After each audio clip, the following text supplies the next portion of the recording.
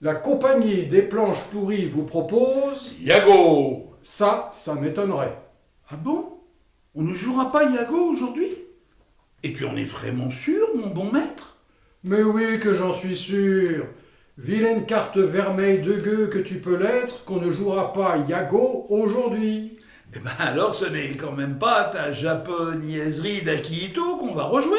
Pas plus que non. Et puis tu seras correct avec ton génial créateur, je te prie. Ou alors... Ou alors? Je te le dis, pénible barbaque à hospice pour vieux que tu es, que c'est sur le champ que tu vas y avoir droit de nouveau Au brodequin. Ah, il faut que tu y reviennes encore au brodequin, mon excellent maître. Quand même, avec ta si obéissante créature, dis-le-moi que tu n'oseras pas d'être aussi cruel. Et pourtant si que j'y songe, quand tu viens de beaucoup les mériter, avec ton insolence. Alors tu auras pitié de moi. Ce n'est pas plus que j'y songe. Ou alors, Ou alors? il faudra que tu te fasses pardonner sous la charmille en étant pour la première fois de ta vie un bon et un vrai comédien. Parce que c'est ça ta nouvelle pièce, mon bon maître. Sous la charmille. En effet que c'est comme ça qu'elle se cause. Et je vais baver qui pour toucher à la fin des babouches plutôt que tes brodequins? Coquin et chafouin, possiblement hanté par le courir la prétentaine, tu seras, disons, Virgile. Bon programme. Et toi, on peut te le demander, qui tu vas jouer? Moi, matois et malicieux, possiblement hanté par le courir le grille-doux, je serai, disons, Socrate. Attention! Revoilà Portia! Oui, revoilà la duègne Portia! Socrate, Virgile, ça va, j'ai compris. Avec des bouffons pareils, c'est encore une fois de plus que je vais aller me faire voir chez les Grecs. Mais non, ma mère. Quand on parle de votre rôle, rassurez-vous, parce que moi je le sais que vous serez beaucoup moins vilaine qu'à l'habitude. Ce qui veut dire que je serai qui cette fois, ma chère enfant? Tout simplement, la mère abbesse du Carmel où je suis censée vivre. Oh, ça tu parles d'une promotion. Je quitte les oripeaux de la duègne pour une burde religieuse. Franchement, comme dirait le gros, quel programme! Paix, ma mère, paix, c'est qu'à votre âge. Il faut en effet vous résigner, parce que, prima donna, il n'y a que moi qui puisse l'être, c'est-à-dire moi, Roxane.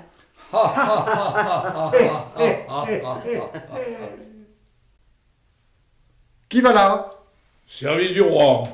Comment ça, service du roi? Piteux bouffon que tu nous fais, mon cher ami.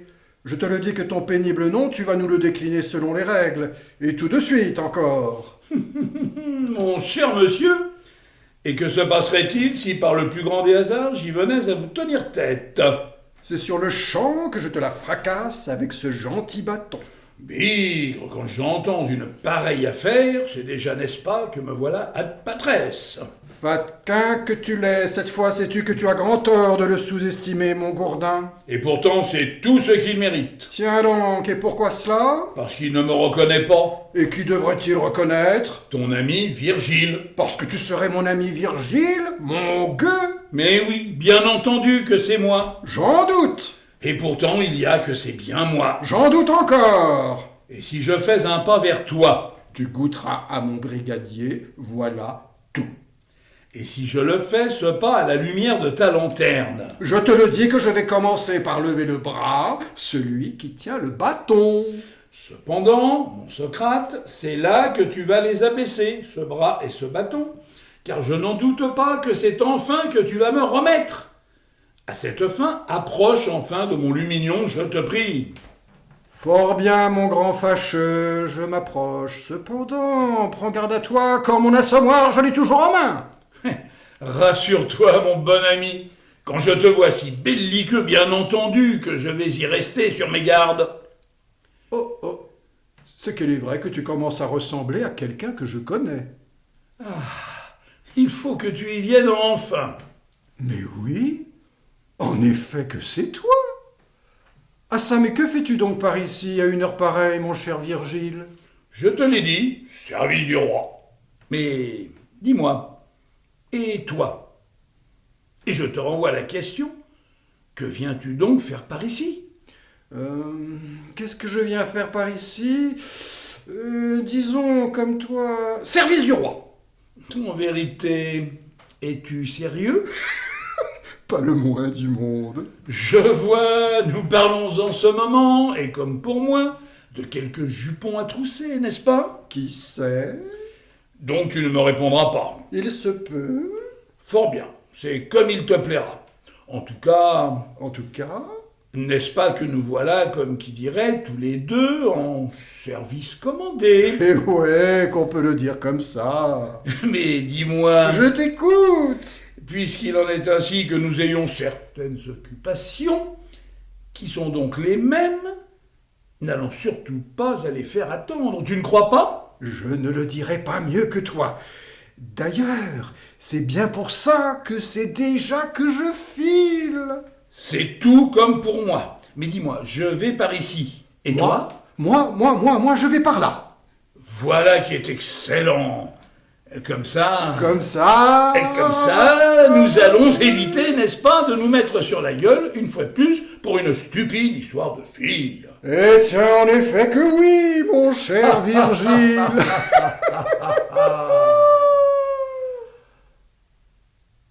Mes chers amis, maintenant que nous sommes enfin seuls, il faut ici que je vous le raconte que moi et mon roi, cela nous fait maintenant des jours et des jours que nous les arpentons les frontières de notre chère patrie.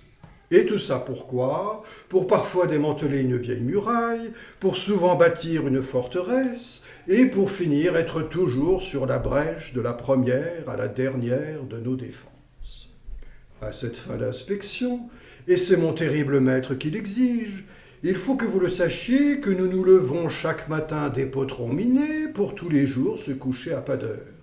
Avec un tel régime, autant vous le dire tout de suite, que nous avons une vie de chien. Cependant, car bien entendu qu'il y en a bien un de coquin de cependant, quand je vous parle de vie de chien, il me faut l'avouer que moi et mon maître, nous ne le savons pas, et plus, ce qui nous épuise le plus, battre escarpe et contre-escarpe, ou courir guille-doux et prêt-antenne.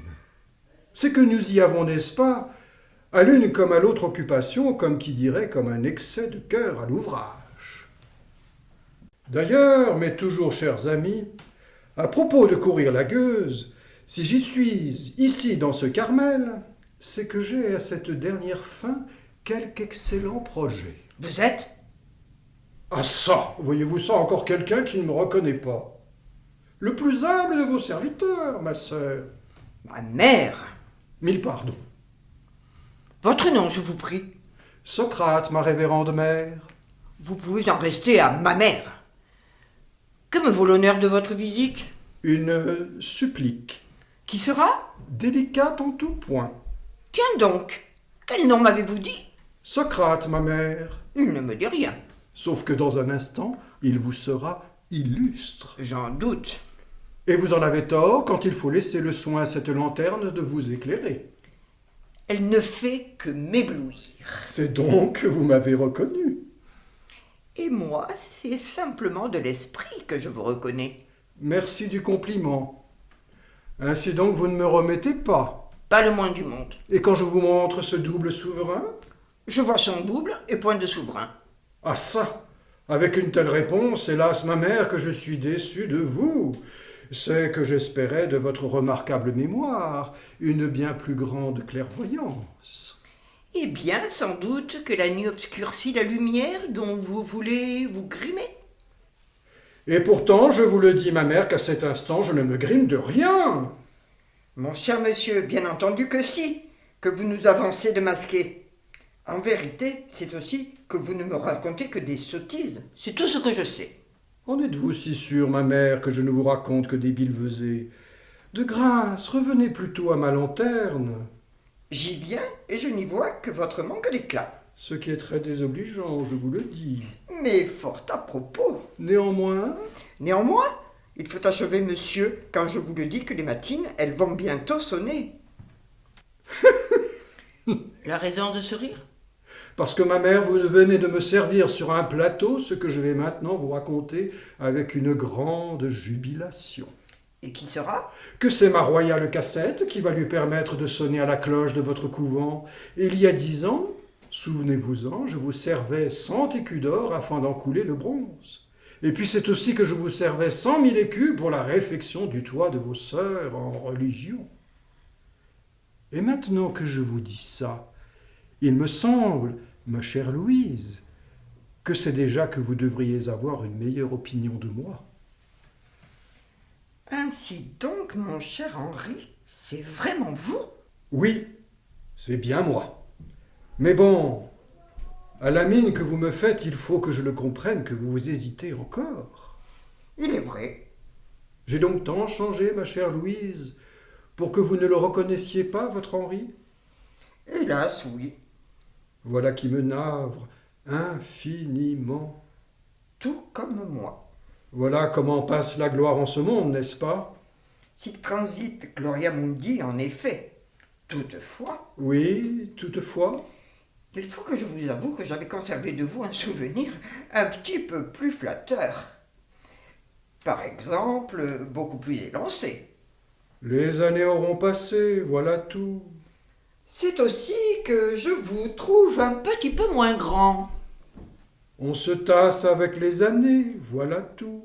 Et que je ne me souviens pas que vous ayez eu les cheveux de gris. À cela, je vous l'affirme que je n'y peux Rien. Il est vrai. Cependant, comme il y a que je ne vous reconnais pas tout à fait, revenez donc à cette lanterne, que je vous les compte un à un, ces fameux cheveux gris. Je n'y songe pas. Allons, approchez. Je n'en ferai rien, je vous le dis. De grâce. Oui, de grâce. Vous voulez m'épargner, n'est-ce pas? Pour sûr. Vous auriez donc tant vieilli? C'est même que j'en suis tout décati. Quel chagrin, n'est-ce pas? En effet, quel chagrin. Fort bien, je vous obéis. Je cesse de vous regarder.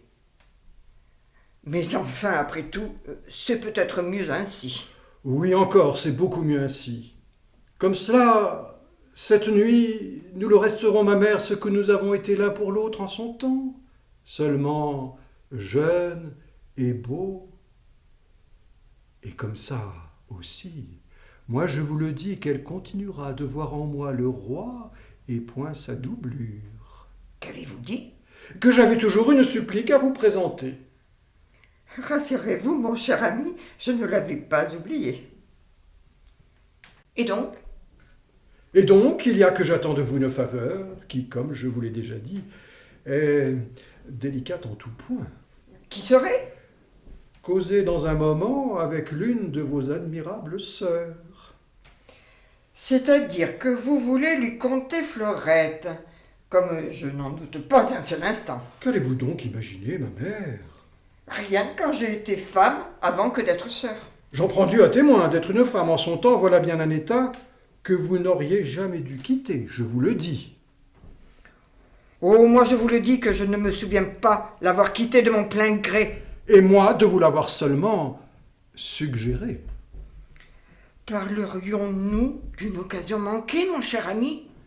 Ce à quoi je vais vous le répondre, ma chère Louise, que je le crois que nous ferions bien mieux de nous taire. D'abord parce qu'on nous écoute, et ensuite parce qu'il ne faut pas creuser trop avant certaines plaies. Un mot encore, et moi je le sais, que nous n'y trouverions sans aucun doute qu'à nous agonir. Il est vrai. Toutefois?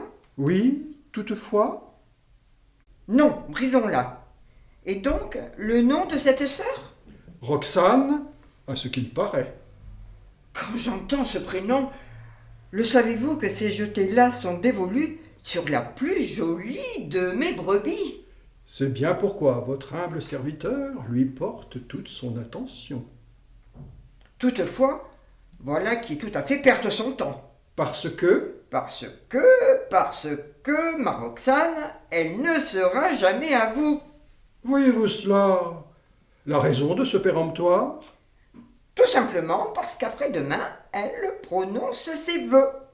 Roxane se marie au Christ Ma mère, quel scandale cela serait, je vous le dis.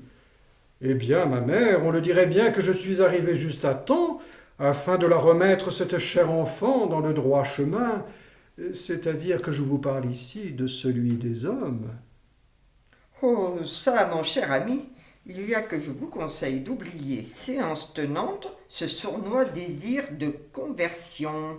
À cela, je n'y songe pas. Et pourtant, il le faudra bien. Au nom de quoi? Des souvenirs que j'ai de vous, Et qui sont? tous très douloureux. Je n'en doutais pas. C'est aussi que je ne vous laisserai pas lui faire ce que vous m'avez fait, Et qui a été? de me briser le cœur. De cela aussi je m'en doutais. Cependant, il m'en souvient parfaitement que ce n'est pas moi qui ai pris le voile. Alors, en son temps aussi, vous aussi, que vous me briseriez le cœur. Sottise! Non, seulement la plus stricte des vérités. Je n'en crois pas un mot! Ce qui est me briser le cœur une seconde fois. Et moi, que vous y veniez à cet amusant patatras, c'est déjà que je m'en réjouis. Eh bien, quand je vous entends, Seigneur Dieu, que vous pouvez être cruel avec moi, ma chère Louise. Parce que oui, que vous l'êtes cruel. Tiens donc, Et vous êtes cruel, d'autant plus que je l'empruntais hier, le petit pont qui mène à votre couvent. hélas, quelle consternante nouvelle. Que je croisais une beauté à nulle autre pareille. À ce jour, on ne le sait pas à quelle femme il ne l'a pas dit. Quelles leçons de belle. Que je lui souriais. C'est aussi que des risettes, il en fait de toujours à toutes les femmes sans considération d'âge et de beauté. Et qu'elle me laissait quelque espérance. C'est seulement à cela, à ces espérances, qu'elle en restera, et cela sera comme pour moi. Oh!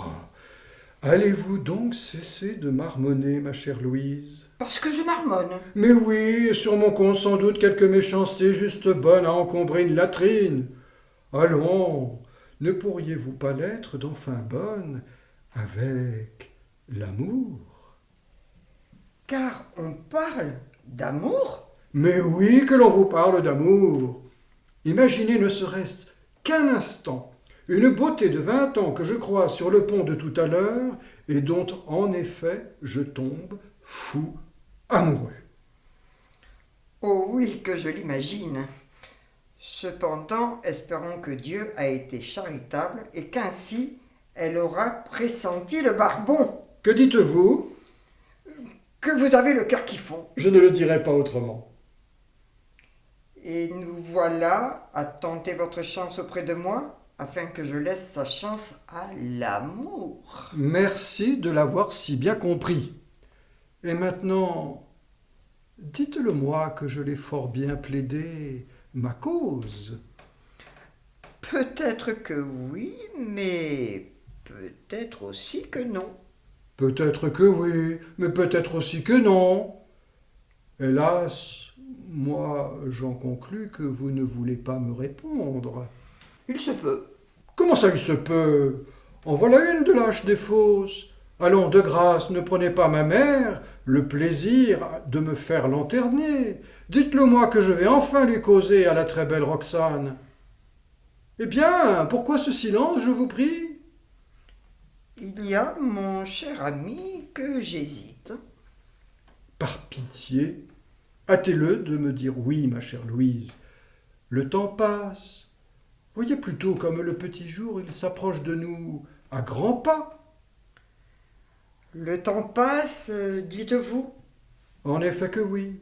Et même que je vous le redis que c'est une pitié que cette affaire de temps qui passe. Allons, mon vieil ami, à moi et en vérité, que me chaud ce temps qui passe quand tout le monde le sait, en ce Carmel, qu'il est toujours une nuit qui ne le connaîtra pas son petit matin. Eh bien, quand je vous entends, ma mère, comme je le comprends comme Dieu, il vous aura à jamais confié le cœur. Quoi qu'il en soit, c'est maintenant qu'il faut la donner, votre réponse. Ma réponse? Oui, votre réponse. Elle est qu'après tout, Qu'après tout, nous allons laisser Roxane aux mains du diable avant que de la confier à celle de Dieu. bon sang, comme vous le faites bien. Poicre de soudard que vous pouvez seulement l'être à mes yeux. Je vous le dis, mon Henri, qu'en cette affaire, vous vous réjouissez beaucoup trop vite. Roxane, elle n'est et elle ne sera qu'à Dieu. Fredaine que voilà, ma chère Louise. Quand moi je vous le dis que c'est déjà que vous pouvez la décompter, cette belle enfant de vos éternelles macérations. C'est ignorer que le jeune lui fait un teint de lait. En effet, quand je lui en ai fait tout à l'heure compliment. C'est ignorer que le cilice lui est doux comme le lin. En effet, quand je lui ai fait porter 3 aunes de soie. C'est ignorer que le voile l'apaise de tout. En effet, quand il dit cachera mes baisers. Eh bien, Seigneur Dieu, quand je vous entends que vous pouvez l'être d'arrogant, mon bon ami, Oh, moi, je ne le suis guère moins que vous. il n'empêche qu'elle ne sera jamais à vous. J'en doute. Et moi, pas un seul instant. Je vous le répète, qu'elle est à Dieu et à personne d'autre. J'en doute pour la seconde fois. Mais dites-moi, ma chère Louise, Oui, mon Henri. quand je vous devine, n'est-ce pas que vous voulez en prendre comme une de revanche? Qui serait?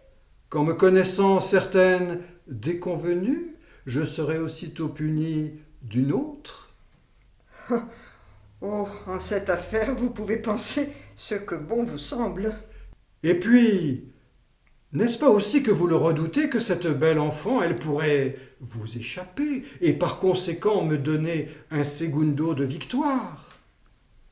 Sachez-le, mon vieil ami, que je veux bien encourir le risque, quand il ne faut pas encombrer mon Carmel d'une âme qui ne serait à Dieu que par seule lâcheté. Alors là, ma mère, quand vous n'êtes plus Louise et que je vous entends, quelle sage lucidité que la vôtre! Puisqu'il en est ainsi, c'est tout de suite qu'il ne faut point vous déjuger et me la présenter, la belle Roxane. Oui, dites-le moi où je peux la rejoindre, que je lui conte non pas Fleurette, comme vous ne l'avez que trop craint, mais bien plutôt comme un délicat amour des 1001 nuits. À cela, je veux seulement vous répondre que à cet instant, seul Dieu sait où il se cache, cet ange. Ah ça, en voilà bien un de méchants coups du sort. Ainsi donc, elle se cacherait, cette belle enfant? Sans doute un peu. Sans doute un peu, dites-vous, ma chère Louise? Bon, il est vrai que notre belle déesse, je ne l'ai pas croisée de toute la journée sous le porche de la sœur Tourière, ni d'ailleurs sous l'auvent de votre lavoir, à vous les sœurs du Carmel. Eh bien alors, où pourrait-elle être? Tout de même, à cela, ma bonne amie de toujours, vous devez bien avoir une petite idée. Moi? Oui, moi! Moi, je crois qu'il faudrait que tu tentes ta chance sous la charmille du père François, notre meunier. Tu la connais comme moi, cette charmille, n'est-ce pas? Oui, bien entendu que je la connais. Et moi, c'est déjà que j'y cours. Sera-t-elle seule? Dieu seul le sait. Et puis, me fera-t-elle un bon accueil? C'est selon ce qu'elle verra. Le diable ou le bon Dieu? Le bon Dieu ou le diable?